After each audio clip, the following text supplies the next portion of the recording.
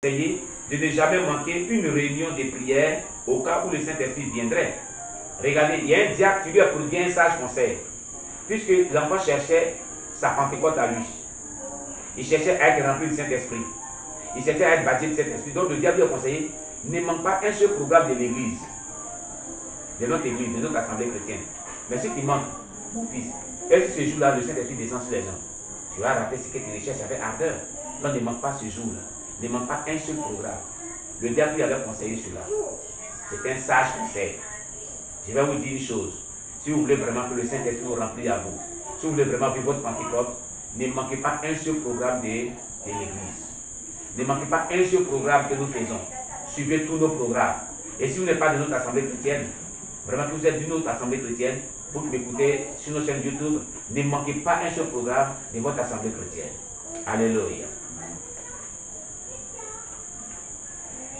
Alors, 6 jours, un diacre lui avait déjà conseillé de ne jamais manquer une réunion de prière au cas où le Saint-Esprit viendrait.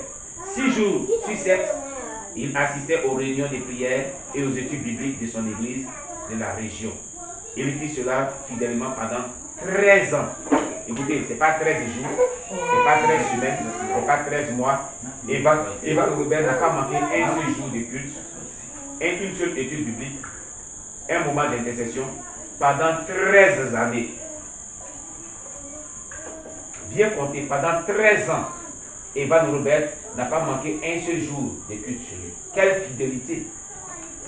Quelle fidélité et quelle obéissance au sage conseil du diacre. Aujourd'hui, dans nos assemblées chrétiennes, les diacres, les anciens, les pasteurs, quand ils conseillent les jeunes chrétiens ou les chrétiens n'écoutent pas les conseils des diacres, ils n'écoutent pas les conseils des pasteurs, ils n'écoutent pas les conseils des responsables hiérarchiques. Si vous n'écoutez pas les sages conseils que vous prodiguent des dévanciers, vous allez rater des grâces et des bénédictions de Dieu. Écoutez toujours les conseils des dévanciers. Écoutez toujours les conseils des pères et des mères spirituels. Écoutez toujours les conseils des diacres, des anciens. Les véritables, parce qu'il y a des faux diacres, il y a des faux pasteurs aussi, faites attention. Il faut que je précise cela. Et aussi, il y a des faux conseils aussi, faites attention. Amen, amen. Oui, il faut que je précise cela. Après les cours, lors d'une journée de printemps de l'an 1904, il eut une expérience qu'il appellerait plus tard la rencontre à la montagne de transfiguration. Le Seigneur s'était révélé à Evan au point qu'il fut rempli de la crainte de Dieu. Pendant plusieurs jours, Dieu visita Evan durant la nuit. C'est-à-dire, pendant plusieurs jours, Dieu l'a visité pendant plusieurs jours la nuit. Il a eu la crainte de Dieu a augmenté dans son cœur au point que Dieu le visita pendant plusieurs jours la nuit.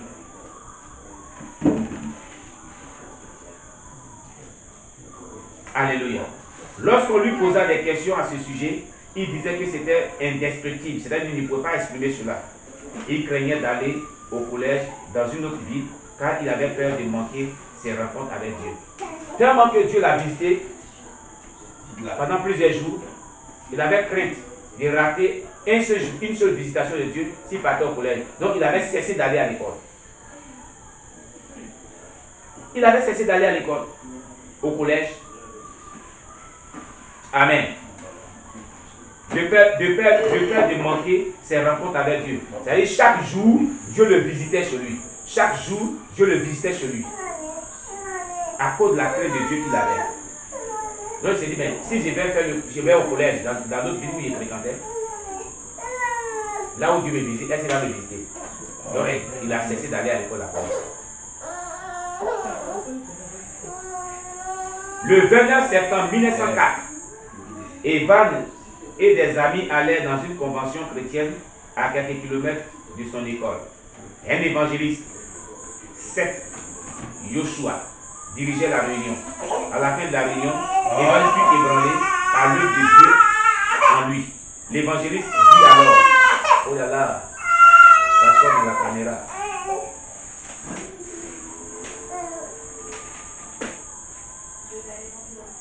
Alléluia. Comprenez, c'est nos enfants d'ici. Nos enfants, vraiment, il faut les comprendre. Ce sont les enfants. Amen. Donc, continuons. Nous continuons. Alléluia. Donc je disais, le 29 novembre 1904, Evan et des amis allèrent dans une convention chrétienne à quelques kilomètres de son école. Un évangéliste, certes Joshua, dirigeait la réunion. À la fin de la réunion, Evan fut ébranlé par l'œuvre de Dieu en lui. L'évangéliste dit alors, couvre-nous Seigneur. Evan entendit alors l'Esprit Saint lui dit, c'est de cela que tu as besoin. Il pria, couvre-moi Seigneur. Alors, quand l'évangéliste a dit, couvre-nous Seigneur, Evan a dit, couvre-moi Seigneur. Et Evan a entendu à l'intérieur de lui, tu as besoin de couvrir. Alléluia. Rien ne s'est passé ce jour-là. Rien ne s'est passé. 2 heures plus tard, un puissant esprit d'intercession descendit sur la congrégation. Après que cet évangile est prêché, une puissante onction est descendue sur le peuple et les gens commençaient à avoir la force pour intercéder. Une onction d'intercession est descendue sur le peuple. Alléluia. Evan eut de la difficulté à se retenir. Le Saint-Esprit lui dit alors de prier publiquement. Tout en pleurant, il cria alors, couvre-moi, couvre-moi, couvre-moi, couvre-nous Seigneur. À ce moment, le Saint-Esprit le remplit puissamment. Il reçut alors l'amour venant de la croix et un amour pour la croix. Le message de la croix s'imprégna alors en lui et serait son unique thème de sa prédication durant le réveil. Toute son attention fut alors portée sur le salut des âmes. Quelques soirs plus tard, un ami entra dans sa chambre et vit sa figure illuminée. C'est-à-dire, un ami est rentré dans sa chambre, a vu la gloire de Dieu était sur sa figure. La gloire de Dieu brillait sur sa figure. Ce jeune homme. Son ami a vu la gloire de Dieu illuminée sur son visage. Alléluia. Evan lui expliqua qu'il venait de recevoir une vision que Evan expliqua à cet ami qui venait de voir la gloire sur son visage qu'il venait de voir une vision que tout le pays d'Égal était élevé jusqu'au ciel. Il prophétisa alors, nous verrons le plus puissant réveil que le pays d'Égal ait jamais connu. Et le Saint-Esprit vient maintenant. Nous devons être prêts. Nous devons former un petit groupe pour aller prêcher dans tout le pays. Il s'arrêta de parler soudainement et cria, crois-tu que Dieu peut nous donner 1000 âmes maintenant? Voilà ce que Evan disait à ce frère qui est venu me visiter, qui avait vu la gloire de Dieu resplendir sur son visage. Dieu lui a fait une vision et il a vu un grand réveil qui a pris tout le pays d'Égal. Et le jeune homme, Evan de Réveil, disait que, est-ce que tu crois, il dit à son ami, est-ce que tu crois que nous pouvons avoir 1000 âmes? Est-ce que nous pouvons gagner 1000 âmes sur le champ? Regardez ce qu'il fait. Quand le Saint-Esprit te remplit, Dieu t'amène toujours à impacter la vie des gens. Tu vas gagner les âmes. Tu vas gagner les âmes à Jésus-Christ. C'est le résultat qui en suit. Dieu va faire de telle sorte que ce Saint-Esprit qui t'a rempli là va t'amener à gagner les âmes à Christ. C'est ça la véritable Pentecôte. Lorsque les disciples sont sortis de la Pentecôte, la première prédication de Pierre a prêché. Ce n'est pas que le Saint-Esprit est tombé sur les gens et que les démons sont manifestés. Il y a eu 3000 personnes qui sont converties ce jour-là. Lorsqu'on sort de la Pentecôte, les âmes sont gagnées. Lorsqu'on est rempli du Saint-Esprit, ou on renouvelle notre Pentecôte, il va s'assuivre des signes de cette Pentecôte et que nous allons parler à l'âme non seulement. On peut ne pas parler à l'homme, mais la puissance de Dieu va convaincre les gens des parce qu'ils sortiront de nos bouches et les gens seront impactés. Les gens accepteront le Seigneur Jésus-Christ, se convertiront, se réconfieront et vraiment seront convertis et vivront dans la crainte de Dieu pour être sauvés. Alléluia. Alors, Evan dit, est-ce que tu crois que nous pouvons avoir 1000 âmes? Le réveil éclate. On va voir comment le réveil a éclaté. Le réveil gallois va éclater. Un peu plus tard, dans une église, il vit une vision. Un groupe de jeunes qu'il connaissait et une voix lui dit, va vers ces gens. Il répondit, Seigneur, si c'est ta volonté, j'irai. Alors, un peu plus tard, quand il a fini d'avoir cet entretien avec le jeune frère, Evan a eu une vision. Il avait un groupe de jeunes hommes qui priaient dans une église. Et Dieu lui dit, va vers ces jeunes hommes. Vous voyez, pour vivre votre Pentecôte à vous, marchez par le Saint-Esprit, écoutez le Saint-Esprit, soyez dirigés par le Saint-Esprit. Evan Robert a été conduit par le Saint-Esprit. Dans tout ce que nous sommes en train de voir, Dieu lui fait une vision, Dieu lui dit quelque chose, il le dit. Et bien il obéit à ce que Dieu lui dit. Alléluia. C'est ce que Jésus a fait, c'est ce que les apôtres ont fait. Si vous voulez vivre une Pentecôte renouvelée, laissez-vous conduire par le Saint-Esprit, chers bien-aimés. Laissez-vous guider par le Saint-Esprit. Ce que Dieu vous montre, ce que Dieu vous oriente, ce que Dieu vous donne comme orientation, instruction, suivez cela à la lettre et vous verrez que Dieu, sa gloire resplendira dans votre vie. Vous verrez la gloire de Dieu. Vous allez vivre une Pentecôte merveilleuse et les signes, les miracles vont accompagner votre ministère. Alors, il a dit, l'Esprit dit, va vers eux. Il a promis, il dit, j'irai. Une lumière très brillante remplit alors le sanctuaire. Le 30e octobre, il retourna chez lui par le train. C'est-à-dire qu'il est quitté dans la ville. Parce qu'il était parti fréquenter dans les villes. Donc il est retourné chez lui. Il part de cette ville, il a arrêté l'école. Il va rentrer chez lui maintenant dans la ville natale, là où ses parents se trouvaient. Ses parents se disaient que notre fils est en train de fréquenter dans un collège. On a payé ses études, il fréquente. Or, la fille a commencé à être visitée par le Seigneur. Or, ses parents sont chrétiens, c'est des fervents chrétiens. Donc le 31 octobre de 1904, je crois, il retourna chez lui par le train. Sa mère fut surprise de le voir arriver et lui demanda, pourquoi n'es-tu pas allé à l'école? Es-tu malade?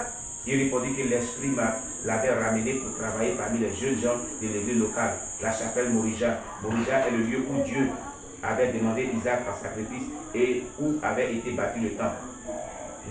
L'église, l'assemblée où priait son père, sa mère s'appelait la chapelle Morija. Ils ont donné le nom, la chapelle Morija. Or, c'est le lieu où Abraham voulait sacrifier son fils, le mont Morija. Où Dieu a dit à Abraham de sacrifier son fils. Ils ont pris ce nom pour donner à cette assemblée chrétienne. Amen.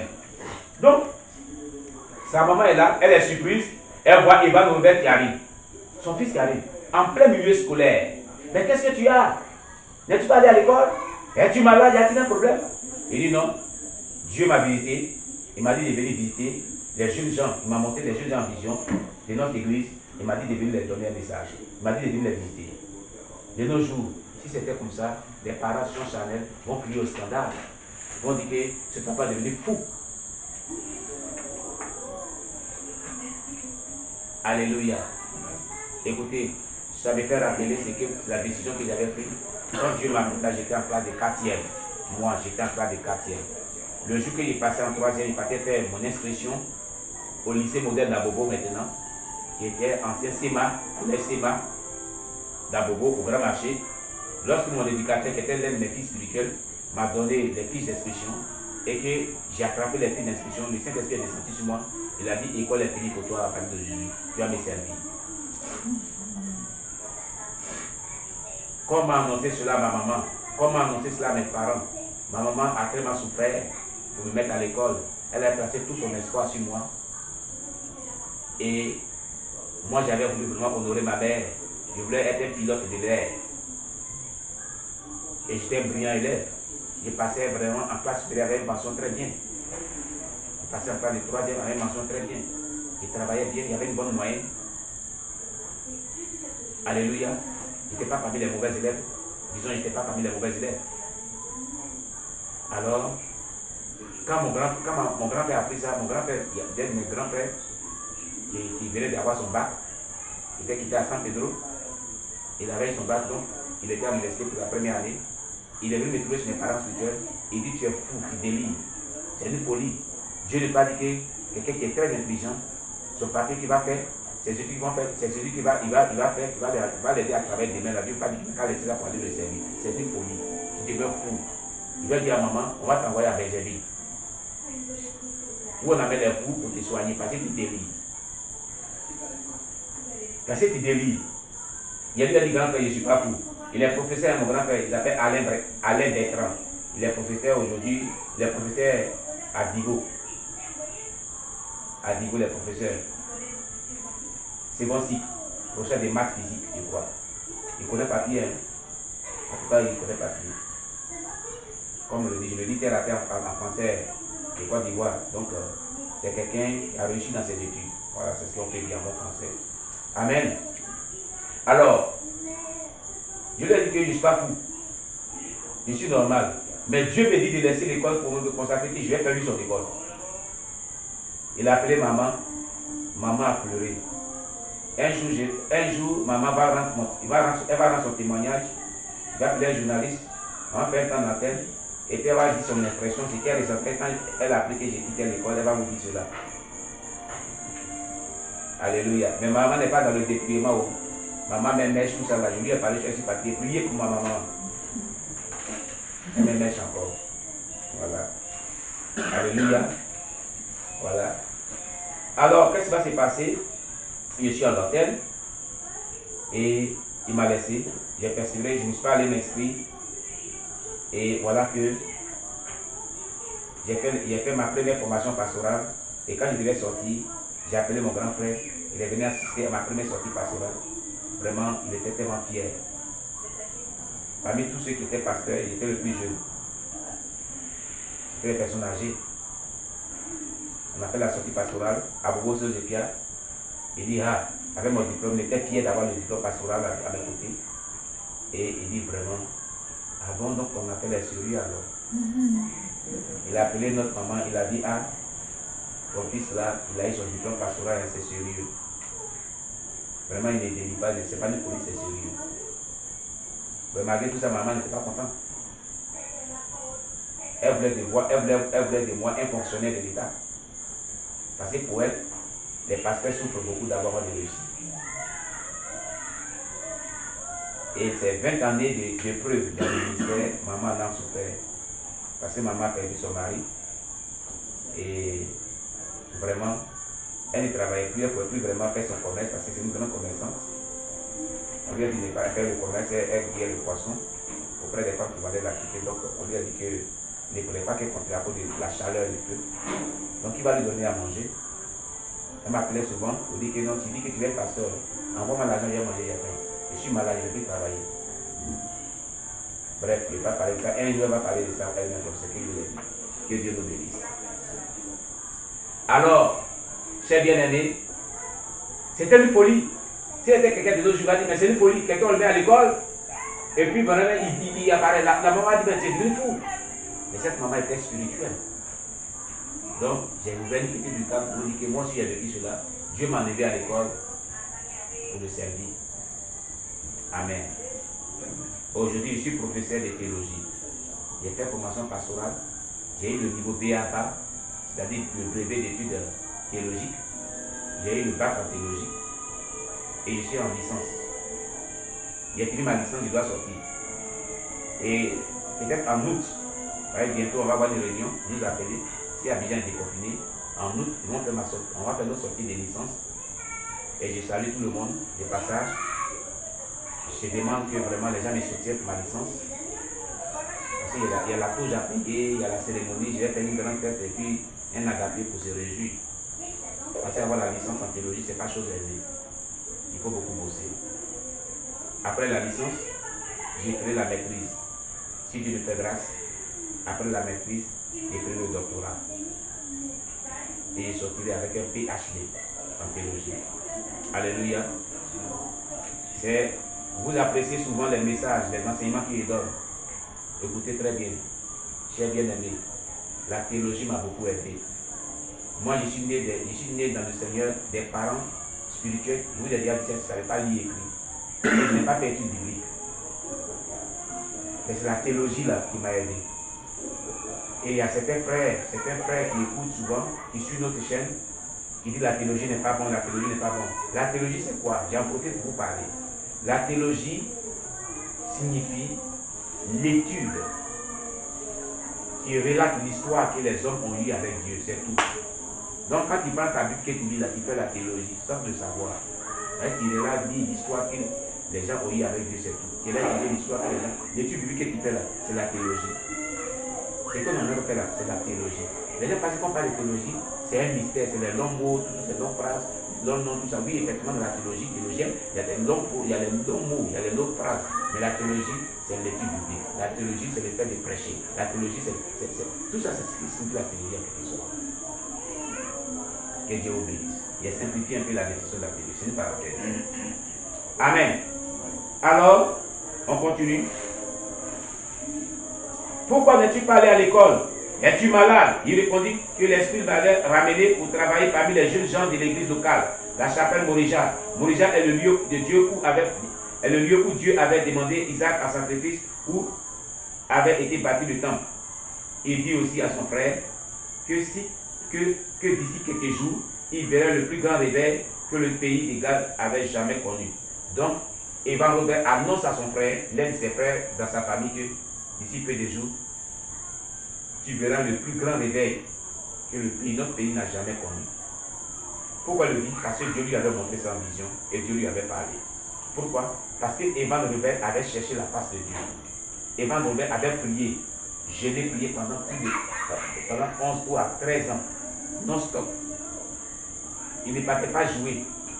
Il se consacrait seulement à la prière, aux jeûnes, à l'étude, à la prière, aux jeûnes. Au point que la maison qu'il louait là, la propriétaire de la maison l'avait chassé pour dire qu'il déliait. Parce qu'il prêchait seul, il faisait des actions prophétiques seul dans sa maison. Elle dit, comment tu peux prêcher seul? Où est la foule qui demande de faire prêcher seul? Sors de ma maison. Il dit, mais je ne dois pas. Elle dit, c'est pas facile, tu dois ma maison. Mais tu deviens comme un fou. Il ne te supporte plus, sors de ma maison. Amen. Voilà. Evan alla directement voir son pasteur et lui demanda la permission de tenir des réunions pour les jeunes. Ce même soir, et je dis cela à tous les enfants spirituels, à tous ceux qui écoutent, quand vous êtes dans une assemblée chrétienne, ne menez pas une action dans l'église ou sur une tutelle d'un pasteur, ne menez pas une action sans la permission de votre pasteur ou de vos responsables hiérarchiques. Dieu n'est pas un Dieu de désordre, il est un Dieu d'ordre. Si vous voulez vraiment ouvrir une série de prières, si vous voulez organiser un programme, ou bien une croisade d'évangélisation, ou bien si vous voulez vraiment faire une congrégation de films chrétienne pour évangéliser, si vous voulez vraiment organiser des réunions de prières d'intercession, peu importe ce que vous voulez faire dans l'œuvre de Dieu, dans votre assemblée, demandez la permission du pasteur. Regardez, Evan Robert aller voir son pasteur pour organiser les jeunes de l'église, pour prier, des moments de prière, de réveil. Il pouvait commencer, comme le font certains qui sont pas sages. Il allait demander la permission du pasteur. Amen. Voilà. Je voulais vraiment dire cela. Ce même soir, après la réunion de prière des adultes, il demanda aux jeunes de rester, car il voulait leur parler. 16 adultes et une jeune fille restèrent. Ça faisait 17 personnes. Après la réception initiale, il leur expliqua que c'était le Saint-Esprit qui l'avait ramené. Vous voyez, il a écouté la voix du Saint-Esprit. Le Saint-Esprit quitte l'école, retourne chez tes parents, retourne dans l'église de tes parents. Il dit, c'est le Saint-Esprit qui l'avait ramené.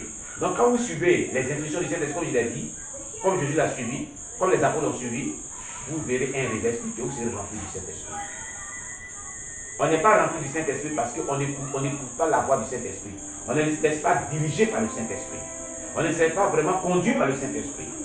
Amen. Voilà. Il dit donc à ces jeunes gens que c'est le Saint-Esprit qui l'avait ramené, que dans cette église, un grand nombre de jeunes seraient sauvés et qu'il aurait un puissant réveil dans le pays. Voilà ce qu'il a donné, le message qu'il avait reçu de Dieu. L'atmosphère était froide. Quand il parlait, l'atmosphère était devenue froide. Et l'incrédulité presque par les gens étaient incrédules. Les gens ne comprenaient même pas ce qu'il dit. Écoutez, quand Dieu vous donne une vision, quand Dieu vous a donné une révélation de vision, beaucoup de personnes peuvent ne pas croire, mais croyez à ce que Dieu vous a dit. Parce que c'est à vous que Dieu a parlé. Quand tu es porteur d'une vision, il y a des personnes qui vont te décourager. Il y a des personnes qui peuvent ne pas croire. Mais toi qui as reçu cette vision, toi qui as attendu la voix de Dieu, toi à qui Dieu a montré ce qu'il t'a montré, crois à la vision que Dieu t'a montrée. Crois à ce que Dieu t'a dit. Même si tu souffres, serviteur de Dieu, même si tu souffres, servant de Dieu, même si tu souffres par rapport à la vision que Dieu t'a donnée, crois en elle. Crois à ce que Dieu t'a dit. Et tu verras. Les gens étaient vraiment froids. Ils étaient perplexes. Vu ce qu'Evan avait dit, ils ne croyaient même pas à ce qu'il avait dit parce qu'ils étaient incrédules. Amen. L'heure de vérité était venue pour Evan. Se laisserait-il décourager parce que les gens n'ont pas cru? Ces visions étaient-elles le fruit de son imagination? La situation était semblable à la sortie d'Égypte des Israéliens.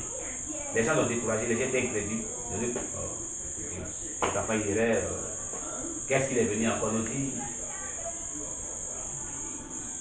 Vous voyez? Voilà. Dieu leur avait promis un pays de lait et de miel, mais ils étaient dans le désert, c'est-à-dire les Israélites. Ils étaient dans le désert sans eau. Lorsqu'ils trouvaient de l'eau, ils étaient amers. Dieu faillit dans ses promesses Dieu faillit-il dans ses promesses? Ou est-ce nous qui manquons de persévérance? Voilà, les Israéliens pouvaient vraiment dire qu'ils ont commencé à mourir plusieurs fois contre Moïse pour dire que tu nous amènes dans un pays où le lait vient. On a faim, on a soif, c'est ceci, on boit l'eau amère, Mara, tout ça là. Est-ce que c'est Dieu qui t'a parlé vraiment? On t'avait dit qu'on préférait rester en Égypte pour être esclave parce que là-bas au moins on mangeait. Est-ce que Dieu faillit-il à ses promesses? Dieu ne faillit pas. Dieu ne faillit pas à ses promesses. Dieu tient toujours à ses promesses. Écoutez, Dieu tient toujours à ses promesses. Écoutez, je dis bien, Dieu tient toujours à ses promesses. Si vous êtes sûr que Dieu vous a parlé, par rapport à la vision que Dieu vous donne, par rapport à ce que Dieu vous a dit, il vous a promis, cela se réalisera certainement. Prenez Nombre chapitre 23, verset 19. Nombre chapitre 23, verset 19, on va lire. Nombre chapitre 23, verset 19. Écoutez, voilà ce que Dieu dit par rapport à ses promesses. Voilà, je vais faire la lecture. Nombre chapitre 23, verset 19, nous dit ceci.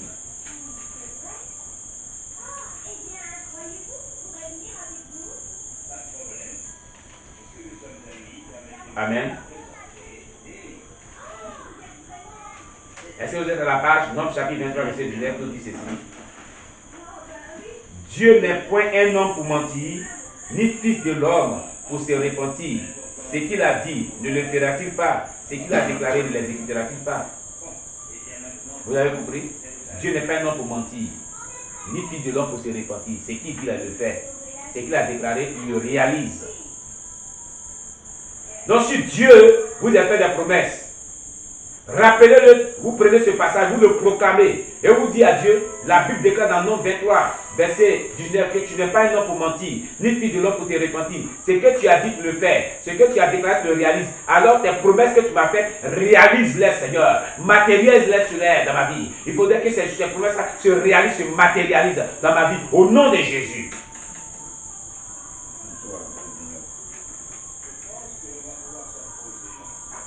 Gloire à Jésus.